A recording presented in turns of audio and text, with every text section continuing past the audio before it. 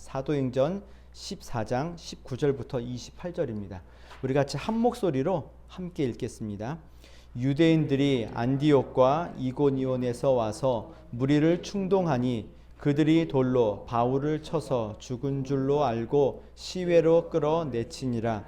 제자들이 둘러섰을 때에 바울이 일어나 그 성에 들어갔다가 이튿날 바나바와 함께 더베로 가서 복음을 그 성에서 전하여 많은 사람을 제자로 삼고 루스드라와 이고니온과 안디옥으로 돌아가서 제자들의 마음을 굳게 하여 이 믿음에 머물러 있으라 권하고, 또 우리가 하나님의 나라에 들어가려면 많은 환난을 겪어야 할 것이라 하고, 각 교회에서 장로들을 택하여 금식 기도하며 그들이 믿는 주께 그들을 위탁하고 비시디아 가운데로 지나서 밤빌리아에 이르러 말씀을 버가에서 전하고 아달리아로 내려가서 거기서 배 타고 안디옥에 이르니, 이곳은 두 사도가 이룬 그 일을 위하여 전에 하나님의 은혜에 부탁하던 곳이라. 그들이 이르러 교회를 모아 하나님이 함께 행하신 모든 일과 이방인들에게 믿음의 문을 여신 것을 보고하고 제자들과 함께 오래 있으니라. 아멘. 사도 바울이 루스드라에서 전도를 이렇게 하는 가운데 어떤 기적이 한번 일어났고요. 그 기적으로 말미암아 많은 그 지역 사람들이 신의 현현이다라고 생각을 해서 바울과 바나바를 제사하려고 사람들이 무리가 찾아왔는데, 그 일은 자신들이 받아야 되는 것이 아님을 알고 거절을 합니다. 근데 바울과 바나바가 거절해도 이들이 계속 하려고 하니까 무슨 이야기를 하냐면은, 나도 너희와 똑같은 사람이다. 그리고 내가 지금 여기에 와서 복음을 전하는 이유는 뭐 때문인 겁니까? 이러한 어리석은 일들을 그만두고 천지를 만드신 그 하나님과 함께 하도록, 그분과 바른 관계를 맺게 하기 위해서 이곳에 왔다라고 그들에게 이야기하자, 그들이 이제 이해를 했는지 뭐 아니면 포기를 했는지 그냥 멈추고 다들 돌아갔습니다. 이게 이제 지난주까지 이야기였습니다. 그럼 오늘은 그 다음 이야기인데, 이들의 기적과 바울과 바나바의 복음 전도를 그 지역 사람들이 이제 듣고 어떤 결과가 있었는지, 다른 데 보면은 뭐 믿는 자들이 많았다, 뭐 제자가 많았다 그러는데, 여기 루스드라에서는 그런 이야기들은 좀 잘 안 나타납니다. 어찌됐건 복음을 증거하고 있는데, 거기에 누가 찾아왔냐면은, 여기 오늘 본문에 보니까 유대인들이 안디옥과 이고니온에서 와서 무리를 충동하니, 여기서 얘기하는 안디옥은 비시디아 안디옥, 그리고 바로 전에 있었던 이고니온, 여기에서 누가 왔다고요? 유대인들이 찾아온 겁니다. 굉장한 열심인 거죠. 왜 찾아왔냐면은 바울과 바나바가 미워서, 그들을 시기해서, 그들이 하는 일이 마음에 들지 않아서 그 먼 곳에서부터 달려온 겁니다. 달려왔는지 하여튼 그 당시는 교통수단이 그렇게 좋지 않기 때문에 이 안디옥과 이고니온에서 여기까지 온다는 거는 굉장한 열심인 겁니다.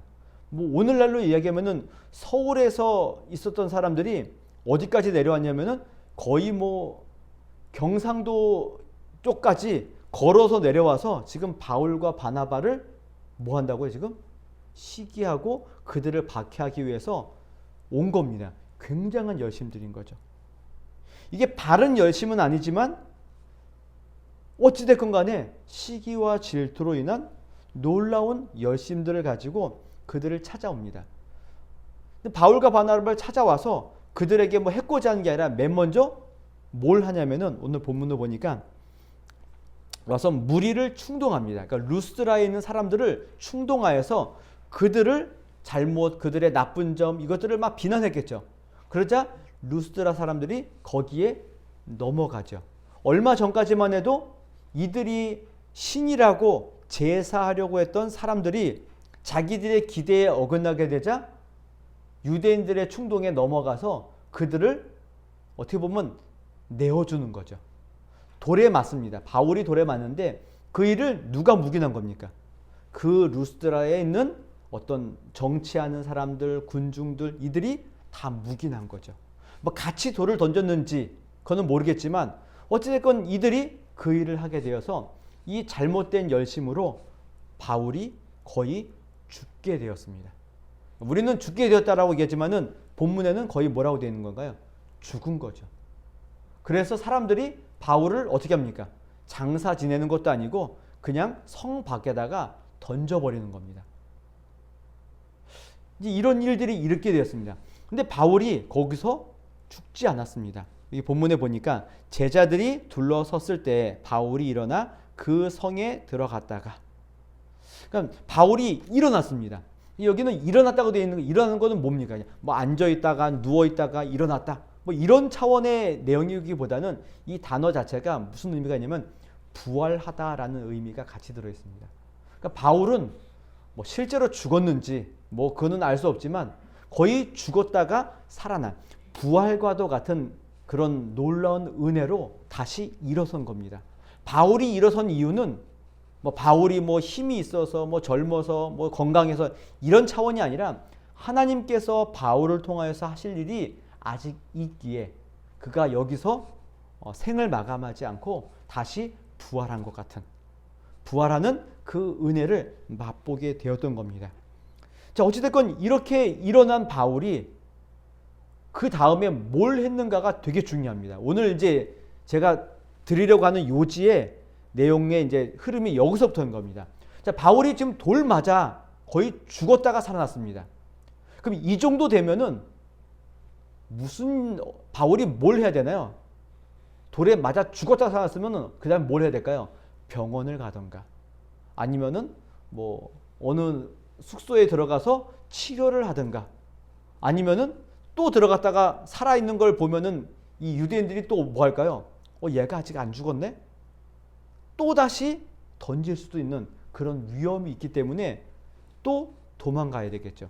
비시디 안디옥에서의 박해를 때문에 먼지를 털고 이고니온에 갔고 이고니온에서도 돌 맞아 죽을 뻔하게 되자 숨어서 도망갔던 바울이었기에 당연히 여기에서도 어떻게 해야 될까요? 또 도망을 갔어야 맞는 것 같은데 희한하게도 바울이 일어나서 어디 갔다고 되어 있습니까? 그 성에 들어갑니다. 그 성은 어느 성인가요? 루스드라죠. 돌 맞았던 그 성에 다시 들어갑니다. 너무 놀랍지 않나요? 어떻게 거기를 또 들어갑니까? 거기서 죽을 뻔했는데 또 들어갑니다. 참 희한한 일이 일어나죠. 뭐 거기까지 괜찮습니다. 어차피 뭐 밤이니까 뭐 밤이 되었기에 뭐 잠깐 쉬러 거기에 들어갔다. 이럴 수도 있겠죠. 그런데 그 다음에 보니까 이렇게 되어 있습니다. 이튿날 바나바와 함께 더베로 갔답니다. 여기는 루가오니아 지방의 루스드라와 더베에 가서 복음을 전했다라는 바울의 그런 그 사도행전의 기록이 14장 초반부에 있습니다. 그렇기 때문에 바울과 바나바의 전도의 그 여행의 그 계획 가운데 어디가 들어있다고요? 지금 더베가 있는 겁니다. 그렇기 때문에 돌 맞아 죽을 뻔한 그 상황 가운데서도 아직 치료가 필요한 그 상황에서도 회복이 필요한 그 상황에서도 다른 데로 숨거나 도망가지 않고 본인들이 계획했던 더베에 가서 복음을 전하는 겁니다. 너무 놀라운 일인 거죠. 도대체 바울과 바나바는 뭐 하는 사람들이기에 이런 일을 할 수 있는가? 이겁니다. 더베에 가서 복음을 증거하게 되고 복음을 전해서 많은 사람이 제자가 됩니다. 자, 그러면 어차피 계획이 더베니까 더베까지 갔으니까 이제 어디로 가면 됩니까? 끝났으니까 다시 자기들이 파송받았던 안디옥으로 가면 됩니다. 지도를 보시게 되면은 지난번에 지도 팠다가 실패해가지고 다시 안 하는데 하여튼 지도를 보시게 되면은 이런 겁니다. 이 더베라는 지역에서 안디옥까지 육로로 이동하면은 뭐 그 거리가 그렇게 뭐 가까운 거리도 아니지만 그리고 먼 거리도 아닙니다. 그런데 이쪽으로 가면은 금방인데 지금 이 더베에서 어디로 가죠? 다시 돌아서 배를 타고 안디옥으로 이렇게 돌아가는 겁니다. 서울에서 그냥 강원도까지 강릉까지 이렇게 가면 되잖아요. 그렇죠? 차 타고 이렇게 가면 되는데 바울은 어떻게 간다고요? 서울에서 강원도를 전라도까지 내려갔다가 거기서 배를 타고 다시 강릉으로 이렇게 가는 지금 수순을 보이고 있는 겁니다. 왜 굳이 가까운 길을 놔두고 왜 먼 길을 돌아가는가? 근데 가는 지역은 어디냐면은 여기 이렇게 되어 있습니다. 루스드라, 이고니온, 안디옥으로 돌아갑니다. 자기를 박해하고 핍박했던 그 자리로 다시 돌아갑니다. 돌 맞아 죽을 뻔했던 바울이 루스드라에 들어가고 거기 다시 더베로 갔다가 어디로 간다고요? 루스드라, 이고니온, 안디옥. 자기가 왔던 그 길을 다시 돌아갑니다. 돌에 맞아 죽을 수도 있음에도 불구하고 더 큰 환난과 박해가 있을 거를 알고 있음에도 불구하고 다시 돌아갑니다. 그럼 왜 거기를 돌아갔는가? 가서 뭘 했는가? 다음 절에 이렇게 표현합니다. 제자들의 마음을 굳게 하여 이 믿음에 머물러 있으라 권하고 또 우리가 하나님의 나라에 들어가려면 많은 환난을 겪어야 할 것이라 하고. 첫 번째 그곳에 간 이유가 뭐냐면 첫 번째로 제자들의 마음을 굳게 하기 위함이에요. 굳게 하기 위함.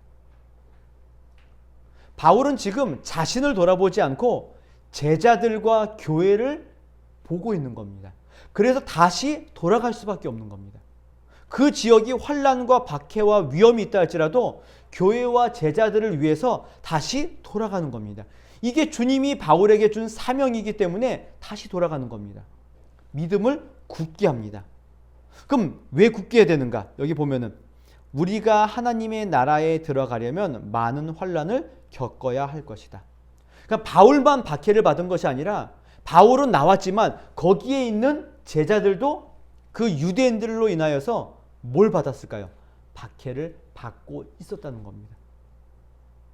그래서 바울이 그들을 위로하고 그들을 권하고 그들에게 은혜를 끼치기 위해서 다시 믿음 가운데 굳건히 서 있으라고 가는 겁니다.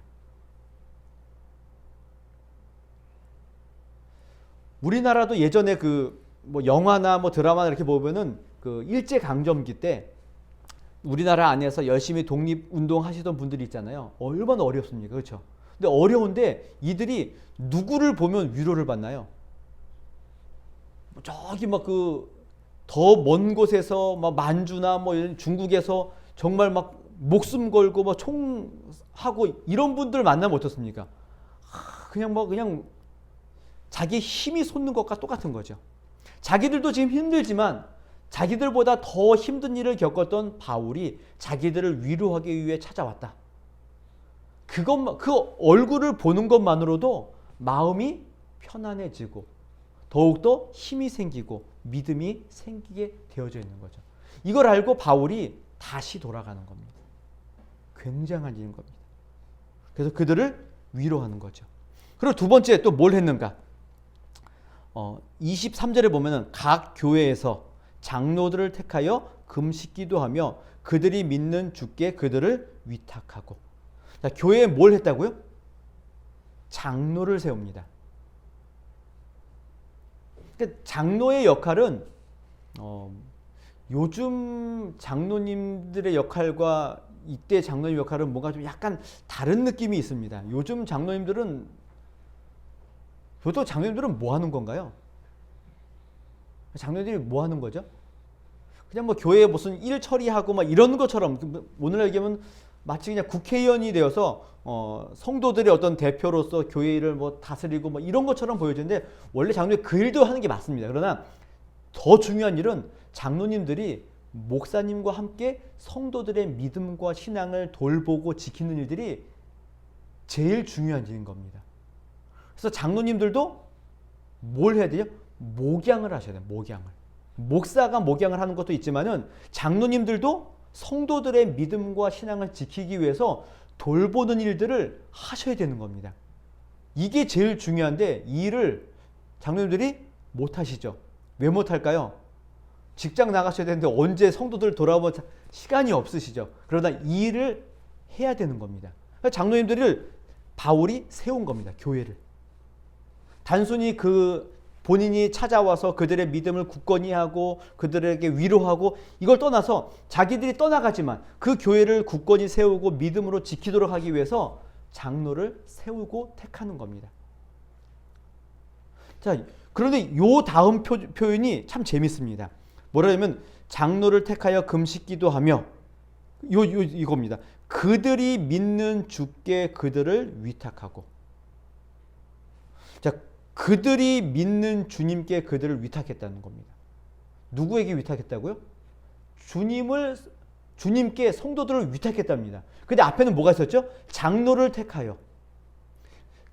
장로를 세우는 이 일이, 장로님을 통하여서 성도들의 믿음을 굳게 하는 그 일이 누구를 의탁하는 거라고요? 주님께 그들을 맡기는 것과 똑같다 얘기하는 겁니다. 참 이해가 안 되죠. 목사님에게, 장로님에게 성도들을 맡기는 그 일, 세우는 그 일이 누구에게 그들을 맡기는 거라고요? 주님께 맡기는 것과 똑같다는 이야기하는 겁니다. 이 얘기는 무슨 이야기냐면 목사와 장로가 그만큼 뭐 권위가 있다 이런 이야기가 아니라 하나님께서 교회를 세우고 교회를 든든히 하기 위해서 목회자와 장로를 세우게 하신 분이 주님이시기에 그들을 세워서 그들을 통하여서 교회를 다스리는 그 일이 누구를 의지하는 거라고요? 주님을 의지하는 것이고 주님께 그들을 맡기는 행동들이다라는 겁니다. 이분법적인 게 아닌 겁니다. 교회를 장로님에게 맡기는 것, 주님께 맡기는 게 다른 일이 아니라 두 일이 같은 일이라는 겁니다.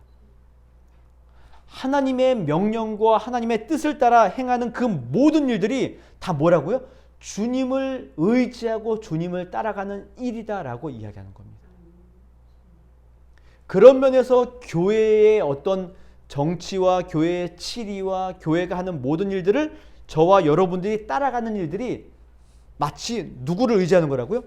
주님을 의지하는 것이고 주님께 순종하는 것과 같다라는 겁니다.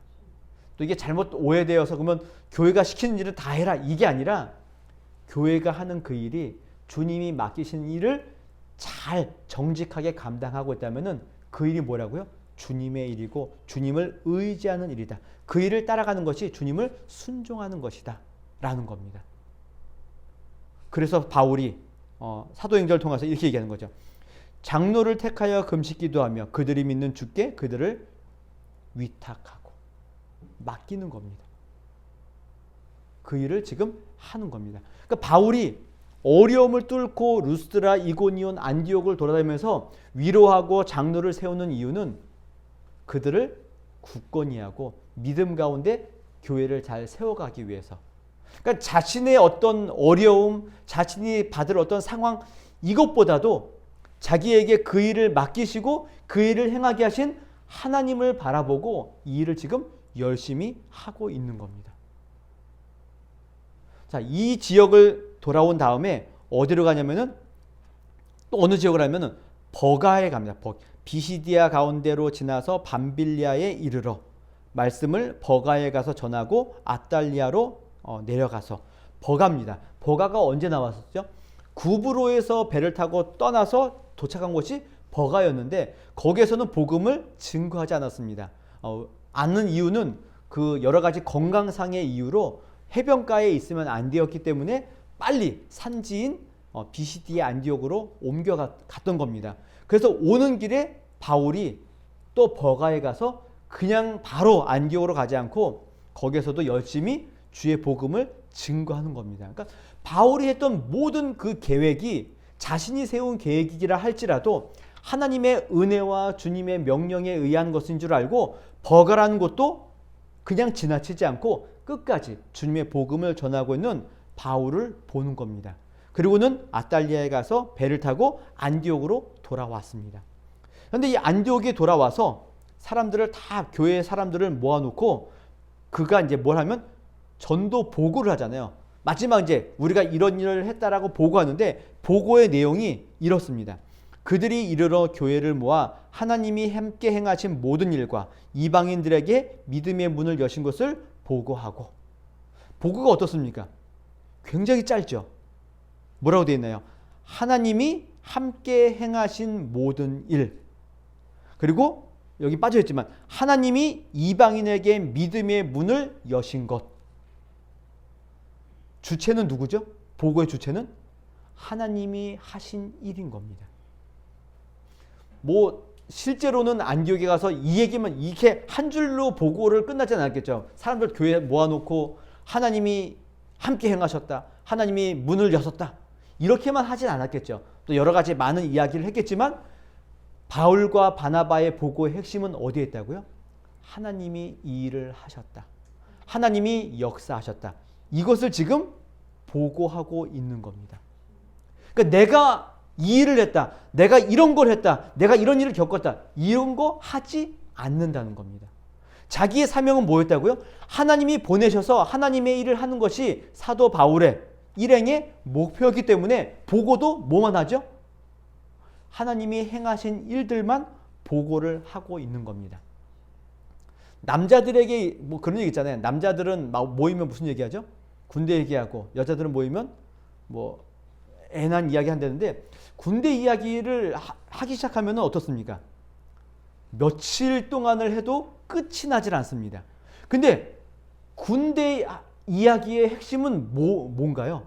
남자들이 군대 이야기를 막 몇 날 며칠 해도 끝이 나지 않는 그 군대 이야기의 핵심 뭔가요? 내가 얼마나 힘들게 군 생활을 했는지, 내가 얼마나 위험한 일을 겪었는지, 내가 얼마나 먹을 것을 힘들게 먹었는지. 무슨 얘기합니까? 화장실에서 초코파이 먹은 이야기, 뭐 이런 거. 그리고 자신은 취사병이었는데 우리 부대 취사병은 뭔가 다르다고, 거의 특공대 수준이라고, 이런 이야기밖에 안 하는 겁니다. 원래 군대는 가서 뭘 해야 되죠? 나라를 지키는 겁니다. 그러면 군대에 갔다 와서 무슨 이야기를 해야 되죠? 이 나라 군대가 얼마나 강력한지, 얼마나 열심히 군 생활을 하고 나라를 지키고 있는지, 이런 이야기를 하고, 걱정하지 말라고, 우리가 얼마나 잘 지키고 있는지, 이런 거를 이야기해야 되는데, 그런 이야기는 합니까 안 합니까? 하질 않습니다. 맨날 뭔 얘기하죠? 얼마나 못 먹었는지, 얼마나 헐벗었는지, 이런 이야기밖에 하지 않는다는 겁니다. 군 생활의 핵심은 어디에 있다고요? 얼마나 군대가 열심히 나라를 지키고 있는가, 이거라고요. 근데 이 얘기 안 합니다. 뭐 얘기한다고요? 내가 겪은 일만 이야기한다는 겁니다. 단기 선교를 다녀오면은 뭘 이야기하나요? 보고할 때 뭘 보고하나요? 우리가 여기에 가서 이거 했습니다, 저거 했습니다, 이런 거 했습니다. 당연히 보고해야 되겠죠. 근데 거기에는 뭐가 있는 거죠? 하나님께서 어떻게 일하셨는지, 하나님이 어떻게 우리와 함께 하셨는지, 이런 거를 찾기보다는 우리가 얼마나 열심히 사역을 했는지, 그게 틀리다는 이야기가 아닌 겁니다. 그런 보고는 하지 않는다는 겁니다. 한번 돌아보셔야 되는 겁니다. 정말 내가 이 일을 맡아서 하는 그 일이 정말 나에게 왜 그 일을 맡기셨는지를 생각하셔야 되는 겁니다. 근데 그건 없고 내가 얼마나 힘들었는지 어려웠는지 이런 것들만 우리가 이야기하고 있다면 안 된다는 겁니다.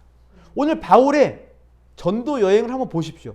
가는 길 내내 얼마나 어려웠습니까? 바울이 할 얘기가 없었을까요?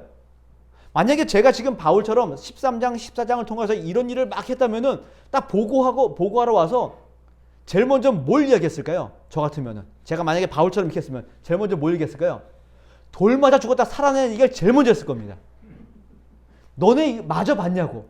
내가 정말 맞아 죽었는 줄 알았는데 거기에서 주님께서 또 뭘 할까요? 잊지도 않는 주님께서 내 손을 어루만져 주시고 뭐 뜨거운 일어났다고. 이거 평생을 두고 울고 먹을 겁니다. 평생을 두고.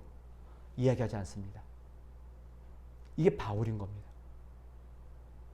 바울이 뛰어나 이 얘기가 아니라 바울의 마음은 뭐밖에 없는 거죠? 주님이 나에게 주신 일, 그 일만 가겠다는 겁니다. 그것이 본인의 사명인 줄 알고 그 사명만 이야기하는 겁니다. 그래서 주님이 행하신 일, 주님이 이방에게 구원의 문을 여신 일, 이것을 주님께 부탁받았기 때문에 그 부탁받은 그 일만을 보고하는 겁니다. 그 일을 부탁받았기 때문에 죽음의 위협에서 벗어난 이후에 더베에 가서 복음을 증거하고 루스드라, 이고니온, 안디옥에 가서 복음을 증거하고 또 버가에 가서 복음을 증거하면서 그 힘든 일들을 하고 있는 겁니다. 내가 얼마나 고생했는지, 얼마나 힘들었는지, 이게 중요한 것이 아니라 보잘것없는 자신을 통하여서 하나님이 일을 맡기시고 그 일을 통하여서 선한 열매들이 맺혀진 것을 기쁨으로 지금 증거하고 있는 바울을 보시라는 겁니다. 오늘 교회가, 성도들이 함께 가야 될 일이 바로 이런 겁니다. 내가 얼마나 위대한 일을 했는가, 우리 교회가 얼마나 놀라운 일을 했는가, 이게 아닌 겁니다. 하나님이 우리를 통하여서, 나를 통하여서, 교회를 통하여서 어떤 일을 행하셨는가, 하나님이 얼마나 놀라운 구원의 문들을 여셨는가, 이 일을 보고하셔야 되는 겁니다. 이 일을 증거하셔야 되는 겁니다. 바울은 복음을 부탁받았습니다. 예수 그리스도의 이름이 아니고서는 그 누구도 구원받을 수 없는 그 복음을 부탁받은 겁니다. 그래서 사람들에게 가서 뭐 받기 안전하죠? 나는 그리스도의 십자가 외에는 아무것도 전하지 않기로 작정하는 겁니다. 왜냐하면 복음의 핵심은 여기에 있기 때문에 이것 말고는 아무것도 안 하겠다는 겁니다. 이 일만을 증거하겠다는 겁니다. 이 일을 통해 역사하실 하나님만을 나타내겠다는 겁니다. 오늘 성도들의 마음도 이겁니다. 교회 사명도 이겁니다. 어둠 가운데 있는 이 세상 가운데, 흑암에 눌려있는, 어두워서 못 보고 있는 사람들에게 빛을 증거하는 겁니다. 이게 우리의 사명이라고. 이거 말고는 아무것도 없는 겁니다. 그들에게 얼마나 좋은 것들, 얼마나 칭찬을 받을 것인가, 이게 아니라 어둠에 빛을 던지는 겁니다. 빛을 비추는 겁니다. 아마 그들이 그럴 겁니다. 왜 우리에게 빛을 비추셔서 눈을 부시게 하냐고 우리에게 손가락질하고 우리를 박해하고 핍박할 겁니다. 그래도 그 일을 부탁받았기 때문에 그 일을 하는 겁니다. 내가 이 일을 하다가 뭐 얼마나 어려움이 있는지 이런 것들을 증거할 게 아니라 그냥 빛을 던지는 겁니다. 그 사명을 알 때 우리도 바울처럼 끝까지 복음을 증거하고 주님의 영광을 위해 살 수 있는 겁니다. 이 은혜가 없으면, 이 사명이 우리 가운데 없으면 우리는 뭐 할까요? 나에게 조금이라도 위협이 되거나 조금이라도 피해가 입으면 그 일을 안 하는 거죠. 안 하게 돼 있습니다. 제가 전에도 이야기 드렸지만은 제가 하도 이렇게 겁이 많아서 혹시 전도하면 욕먹을까봐 못 나가는 겁니다. 가뜩이나 사람들 만나는 것도 힘든데 가뜩이나 코로나 때문에 더 욕먹을까봐 못 나가는 겁니다. 지금 저희가 나눠주고 있는 그 파란색 마스크 있잖아요. 이거 사실 작년 4월 달에 받은 거거든요. 4월 달부터 만들어 놓은 거거든요. 근데 지금 이제야 펼치는 겁니다. 이 얼마나 연약한 자인 겁니까? 내가 욕먹을까봐, 교회가 욕먹을까봐 못하고 전전긍긍하고 있는 겁니다. 어떻게든 할 수 있는 방법들을 생각해내지 않고 그냥 전전긍긍하는 겁니다. 우리의 신앙의 모습이 이렇지 않나 싶은 겁니다. 교회가 마땅히 해야 될 일들 적극적으로 바울처럼 이 일을 하셔야 되는 겁니다.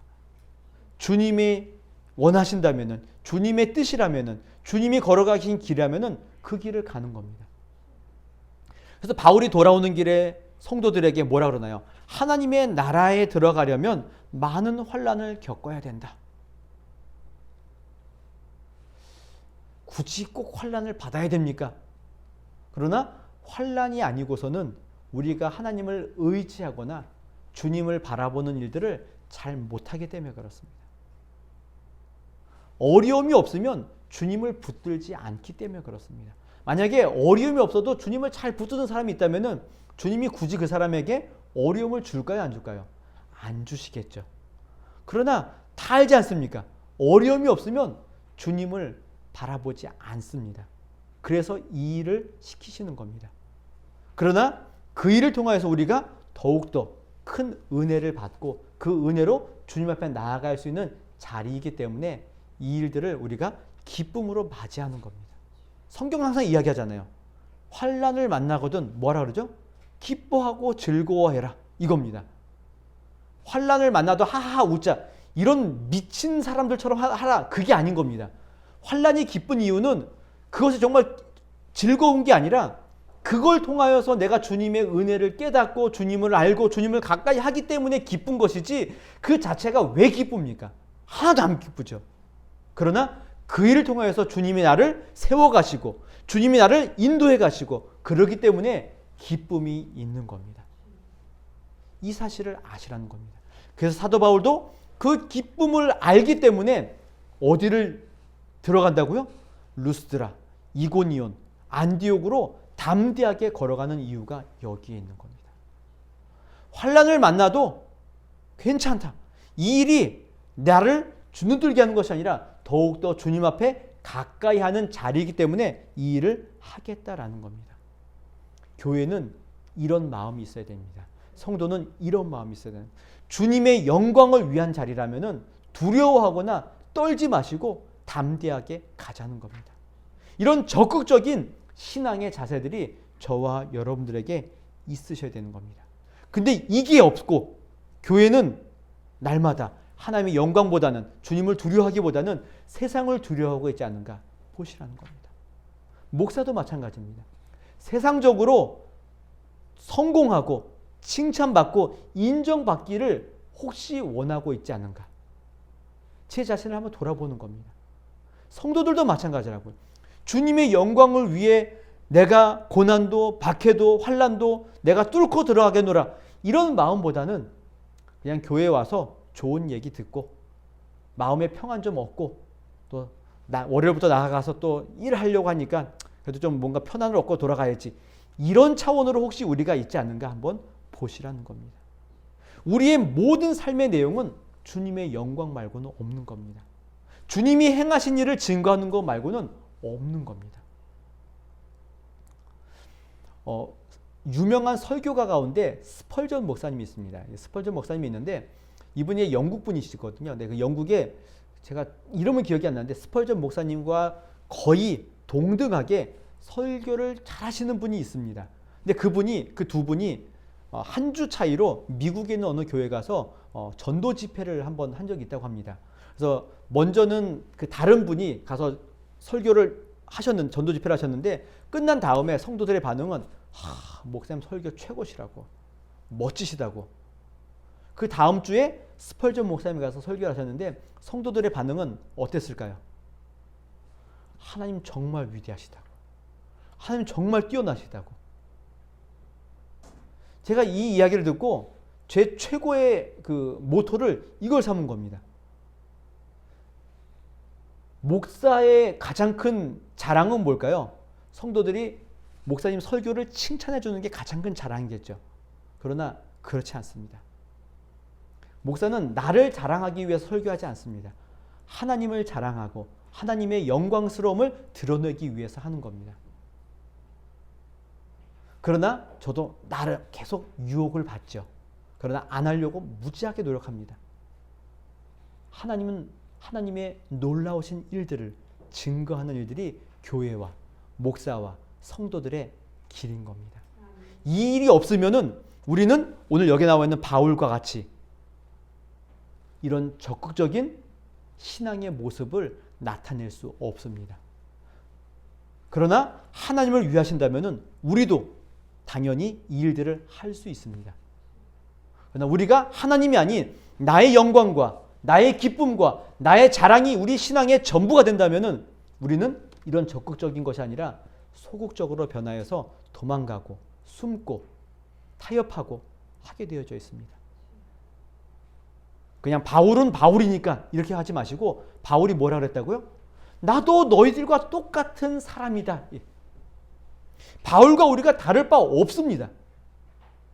바울은 그냥 무슨 뛰어난 위인, 우리가 범접할 수 없는 이런 분이 아니라는 겁니다. 그도 동일하게 주님의 은혜를 받고 주님의 은혜를 붙들고 살아갔던 사람이라는 겁니다. 그렇다면 저와 여러분들도 동일하게 주님의 은혜를 부여잡고 그 은혜를 가지고 살아간다면 우리도 바울처럼 이런 적극적이고 또 우리가 어떻게 보면 부러워할 만하고 멋진 신앙의 모습을 가지고 주님의 영광을 위해 달려나갈 수 있는 은혜가 있을 것입니다. 함께 지어가는 교회와 또 오늘 함께 예배 드리시는 우리 속회분들과 또 선한목자교회와 여러분들의 삶 가운데 이런 적극적으로 담대한 신앙의 모습들이 드러나서 오직 하나님의 영광을 위해 함께 달려가는, 함께 적진의 성벽이라도 뛰어넘어가는 그런 놀라운 믿음의 사람들이 되시기를 주님의 이름으로 부탁을 드리겠습니다. 우리 이 시간 같이 함께